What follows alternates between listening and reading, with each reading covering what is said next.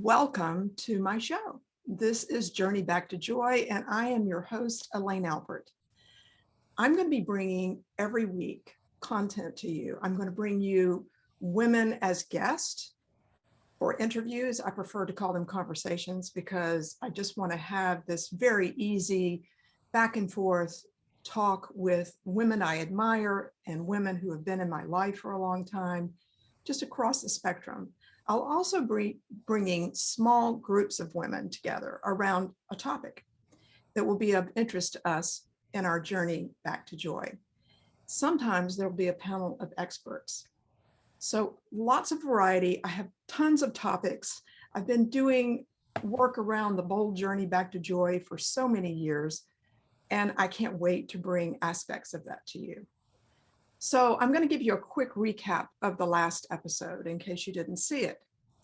Last week, we talked about a really important topic, something that's going on in our culture these days rampantly, and that is polarity and polarization.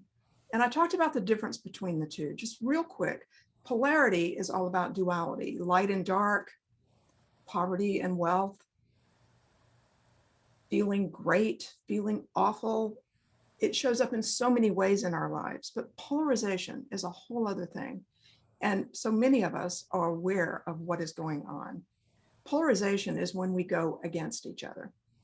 When we've decided my way of seeing things is right and your way of seeing things isn't, and I need to set you straight, or I need to avoid you. So we talked about how to notice when you're stuck in the box, I call it, when you're caught in fear or anger, resentment, or you're feeling isolated, alone, and you just don't know how to come across to the other. There is a lot of othering going on, in other words. So today I want to talk about a whole other topic, which is about something I experienced not long ago, but have actually known about for a long time. And the reason I'm bringing this topic today is because, wow, it was so important to me when I went through it. And I thought, wow, I would love to be able to bring this back to people today, but we're living in a pandemic and it's not so easy to do. And that is the World Cafe. You may have experienced a World Cafe before, or perhaps you haven't. But let me tell you a little bit about it because it's built on a very important assumption. The assumption is this, that inside of us, every single one of us, we have the capacity to meet our biggest challenges. We have the wisdom, we have the creativity, and slowing down will help us get there. It's also built on the idea that we are better together than we are alone.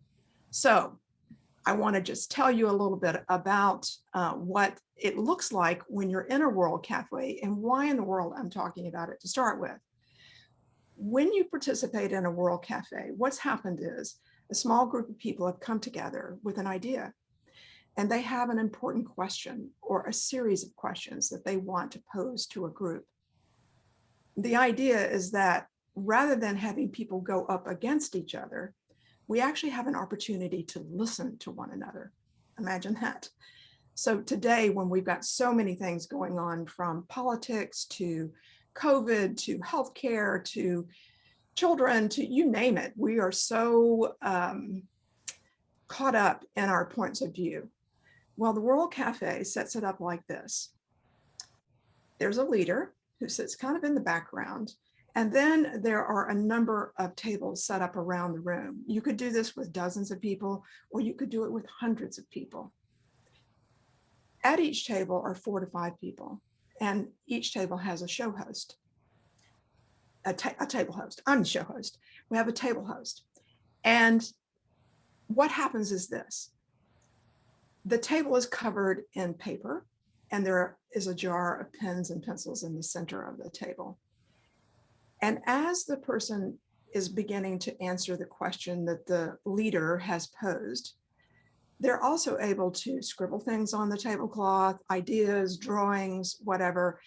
And the idea is that everybody else at the table listens to what that person has to say without interruption. And then it's another person's time to share. Meanwhile, other people are drawing on the table, and that table host is listening for something.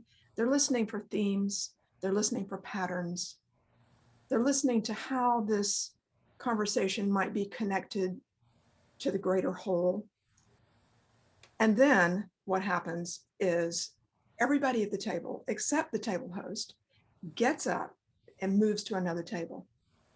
And that table host gets a whole new group of people to sit down with them and carries the previous conversation over into this one, just the main ideas, and invites the group to have their opinions.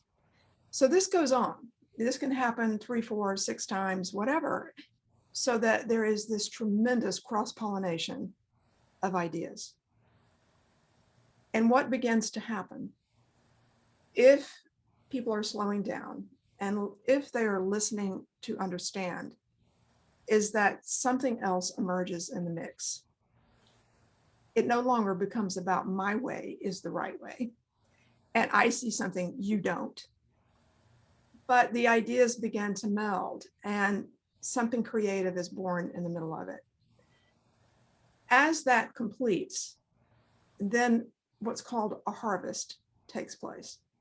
And it's a time in which the leader of the entire World Cafe listens to the table host as they present what they heard, the patterns and the themes that they heard. And then there's an opportunity, everyone is asked to be quiet, to simply sit back and reflect on what they've heard,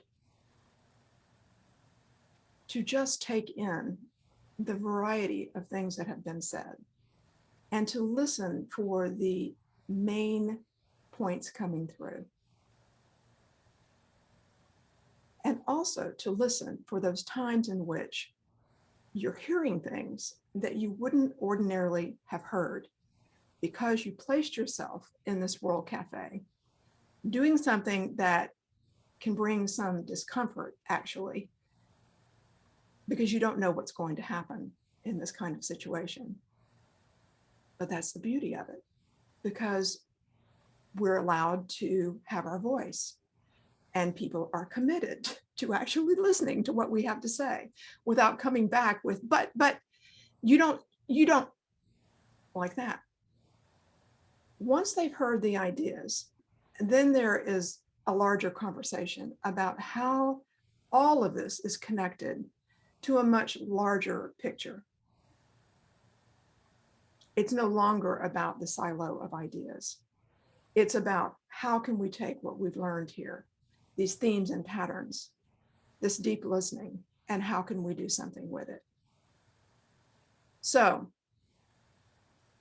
you may think about how this might work for you in your life, how you might take a piece of this, even though we're in pandemic times and many of us are not sitting at tables together, but perhaps in your own life where there is disagreement or polarization or an inability to hear each other's points of view. You may have people in your life that this has occurred with that you wish it hadn't happened. You wish that you had an opportunity to speak up and hang out together and just hear each other. So that's what I would invite you to do. What emerges out of that World Cafe experience is something very important: meaning. Meaning. And this is critical to the bold journey back to joy. Being able to decide what meaning we place on what happens to us. Let's face it, we are all making meaning all the time. The Bushmen in the Kalahari Desert have something that they talk about. They talk about the little hunger and the big hunger. The little hunger is filling the belly, which of course is very important when you're living in a desert. But the big hunger is really all about meaning. Looking for meaning, having meaning, creating meaning. So what I realized in my journey with major loss is that I actually had the capacity to decide what certain things mean to me. That might sound obvious, but if you stop for a moment and consider the various meanings that you placed on what is happening in your life, it can be quite eye-opening to realize that some of the meanings that you're holding are not serving you, and they're not serving the major relationships in your life. So we have an opportunity at any given moment to take a look at, what am I holding that isn't really going to help me in my journey towards joy? Where is it that I'm so stuck in my alternative view, my point of view, which is right? Where am I so caught that I can't hear the other? And if you choose, when you leave this episode, sometime over the next few days, you may find yourself in an interaction with someone where you realize, oh my gosh, here we are. We're standing in very different places, and I have this chance right here and now. What can you do? Well, first of all, you can remember one thing, that you have the capacity within yourself. You have the wisdom and the creativity to handle what's in front of you. Even though you may doubt it, if you stop, slow down, and decide to experiment, to play in your relationships, rather than things being so darn serious. Yes, we have lots of serious things going on. And yet, one of the most beautiful things we can do is to bring a light heart into something that's going on. I know that when I walk into a situation with someone and my heart is really heavy and I feel pressed down by everything that I'm believing, in other words, I'm in that box that we talked about in the last episode. I'm pressed down. My voice feels really stuck and even has a demand inside of it, a demand about how you need to be and how I need to be. When I'm caught in that and I walk into a relationship with that going on, I can't help but stir things up. So if you notice that you're in a relationship, you're on the phone with someone, you're on a Zoom call, maybe someone right in your own home, and you recognize that you're sitting with a heavy heart, take a breath and focus on what matters most. What matters most in this moment? That's what the people in the World Cafe are doing. They're dropping everything outside and they're coming in, deeply listening, being with a commitment to bring a light heart to the table. Now, does that mean if you've got some really hard things and you're struggling in your life and I don't know, maybe you're dealing with enormous amounts of grief, that somehow you're supposed to fabricate this light heart? No, it's not what I'm saying. What I am saying is it's a point of view. It's a lens through which you can look at your life, even in our darkest times. And believe me, I've had plenty, as I'm sure you have too. Even in our darkest times, we can recognize that the person sitting with us is someone we may never be in this situation again with. We may never have the opportunity for this conversation. That's the truth.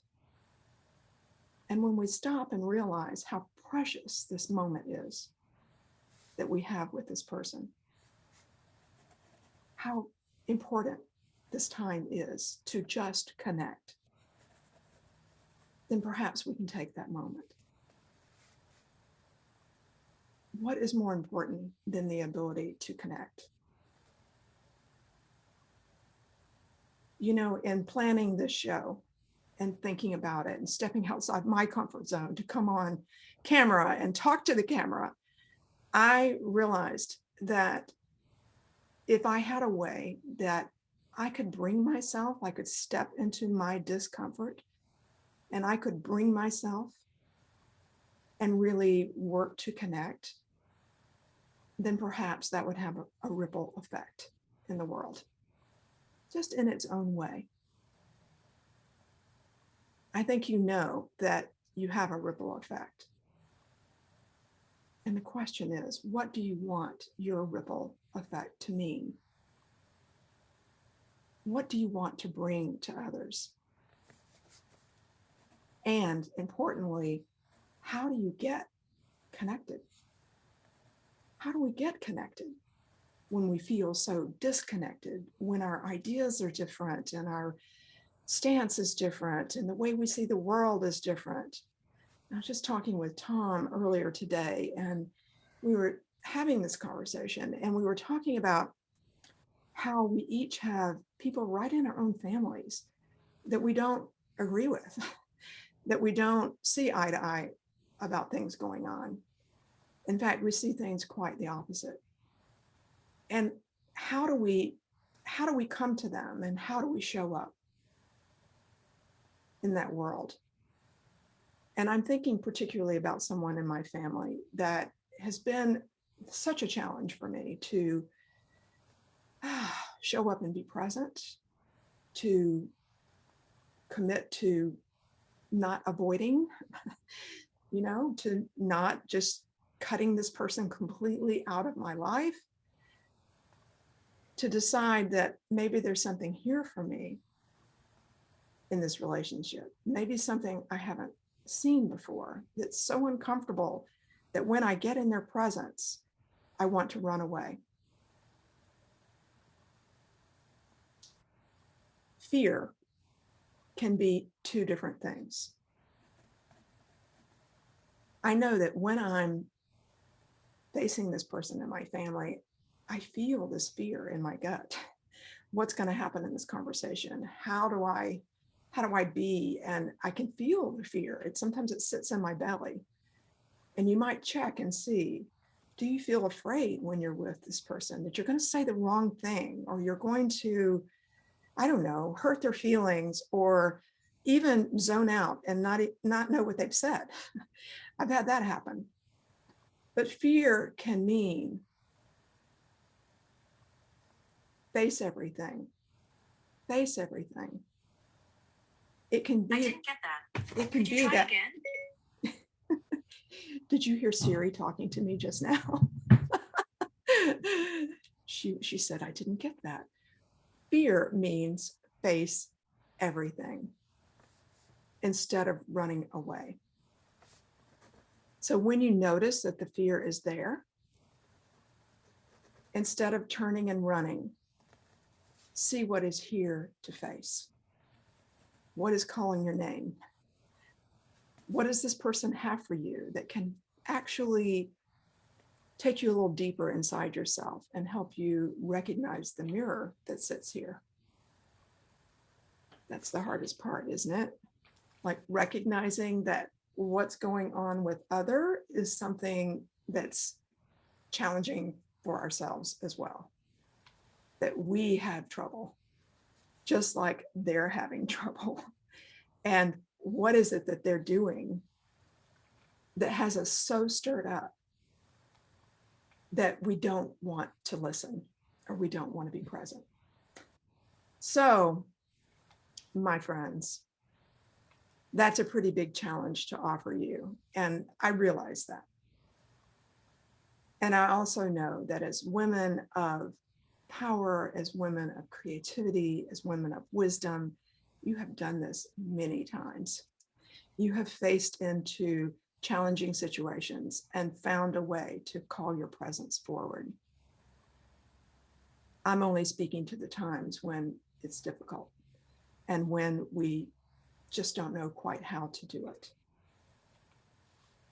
So as you sit with me now, I'd love for you to just take a little tour through your own life. Take a little tour through your life. Start with sometimes those most challenging relationships, the people in your family that you feel disconnected from. Or maybe your disconnection has to do with people outside of your family, connected to your work. Or maybe these are people that you don't even know. They are on social media. They are in the media. They are coming across with points of view that are so incredibly difficult to hear. Wherever they are, guess what? Here sits your teacher. Here sits your teacher. Your opportunity to see what is actually there for you. For some people in our culture, the previous 4 years of the administration were particularly difficult to listen to try to be with. And I've certainly known people who cut off certain channels on TV and did all sorts of things to avoid all of that. For other people right now, the current administration is the same thing. So bear in mind that while we sit and think, I have the right point of view, it isn't always so. So I want to circle back to what we did in the last show, which was some tapping, and offer us a way to tap through some of the things that I've brought up, because if you're listening, perhaps you're multitasking right now or driving or any of that, whatever you're doing, if you're able to stop and do this, I think you could find this really beneficial. If not, check it out later and take yourself through a few rounds of tapping. All right, I went through the steps before, but I'll take you through really quick. And this time I'll add something that I didn't add before. So you want to start on the tender spot with just a couple of fingers, and we'll be tapping there 5 to 7 times, maybe more, lightly to the top of the head, just right at the crown, inner corner of the eyebrow, outer corner of the eyebrow, under the eye, right on the bone, under the nose, and right below the mouth, right in the crevice, back to the tender spot, which is below your clavicle bone and that little hollow. And then the last tapping points, the strangest of all, it's about 6 inches below your armpit, either arm, either side. So you can mix this up. You can do all sorts of things. You can start by, on the tender spots, you can tap both at the same time. You can actually tap with your entire hand on top of your head. You can take both hands and tap both inner corners of your eyebrows, outer corner like that, and go all the way around. Okay. I do that sometimes when something's really got me. All right. You want to start out on the tender spot with 3 rounds of a statement. And it sounds like this: even though I have this, and then you insert the feeling in your body. And the second part of the sentence is, I deeply and completely love and accept myself. And that can be a mouthful, especially the second part for people. So if that's uncomfortable for you to say, I deeply and completely love and accept myself, you can say, I'm learning to accept myself, or I'm learning to love myself. That helps you calm down a little bit and gives you an inroad into using this process. So you start with these 3 sentences: even though I have this, I deeply and completely love and accept myself, or I'll use, I'm learning to love myself. And you do 3 versions of that, all while tapping on that tender spot below the clavicle bone. And then, to keep this really simple, what you're doing is naming the fear every time. So you'd say, this fear, and then inner corner of the eye, this fear, like that. All right, before we actually get started, we're going to go through a couple of rounds. I just want you to notice right now to take a breath and notice 0 to 10 on a scale, 10 being the most stirred up, 0 being absolutely none. Where do you land at the moment? And when you have that number, be aware of it, hold it. And now we're going to do some tapping. And what I'm going to suggest is that we take the feeling of fear, because I think I stirred some up as I was talking about it. Likely there are people in your life that you're thinking, now do I have to go do this? Do I have to talk to them? Do I have to open up this conversation? Of course not. We're exploring. So let's start first with that fear. If you want to change it and you want to put the word anger in there, or discomfort, or pain, working with pain in the body is a good way to learn tapping and to feel its effects right away. All right, so here we go. I'm going to say the sentence, and then you repeat that section of the sentence on your own, and I'll leave a space for you, okay? So even though I have this fear,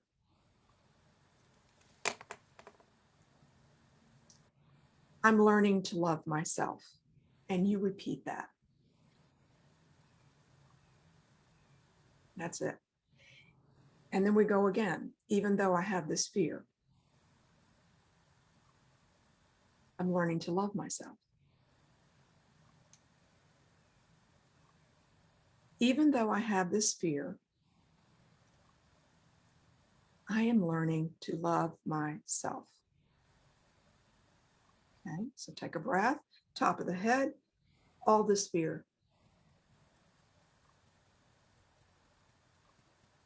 Inner corner of the eyebrow, all this fear. Outer corner, all this fear I have. And under the eye, all this fear I have. Under the nose, all this fear I'm carrying right now. Under the mouth, this fear I'm carrying. And onto the tender spot, this fear that I have. And then under the arm, all the fear in my body. All right, take a breath. Just stop and take a breath. Close your eyes if you're not driving, and notice already one round of tapping, 0 to 10. Where are you? Did it go down? And it may have gone up. So sometimes bringing the awareness of what we're actually feeling will cause the feeling to increase. But as I said in the last show, not to worry, because all you need to do is to just continue the tapping. So let's do one more round. All right, onto the tender spot. All this feeling I have in my body.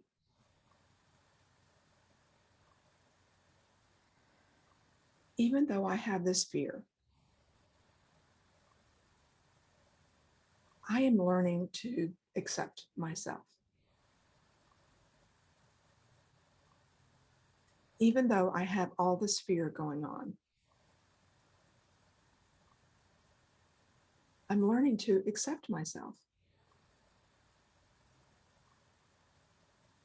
Top of the head, all this fear. Inner corner of the eyebrow, this fear. You might go to using both hands now, outer corner of the eyes, all this fear. Under the eyes, on the bone, all this fear in my body.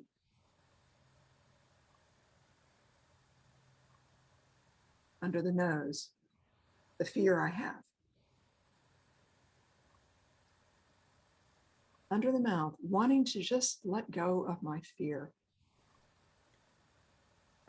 And I'll stay here for a little bit, choosing to release my fear in this moment.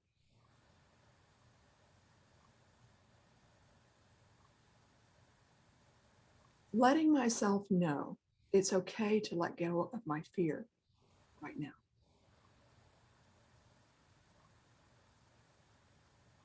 And now on to the tender spot, letting go of this fear and accepting myself. So that is our show for today. I hope you enjoyed it, and I'll be right back here next week with more for you, and also an opportunity to learn some more things, some new tools, and I'm going to have my very first guest on next week. So I hope you'll join me, and we'll have an incredible conversation. This woman is amazing. I have loved her for many years, and I think you will enjoy our time together. Bye for now. Have an amazing day.